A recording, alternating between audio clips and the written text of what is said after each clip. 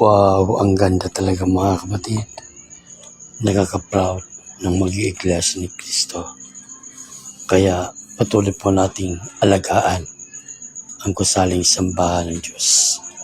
Sapagkat ito ay isa sa kalooban ng Diyos na bantayan po natin, linisin ang mga sulok para lalong maluluhati ang ating Panginoon Diyos. At nabibigyan po natin ng kasayahan ng ating Panginoon Diyos. Kaya patuloy po nating alagaan ang ating mga bahay sambahan. Saan man ito yung mga lokal, mga kapatid, ay patuloy po tayong makiisa sa pagtulong sa mamamagitan ng pangangalaga sa mga gusaling sambahan. Hanggang sa muli mga kapatid, maraming salamat po. Bye-bye!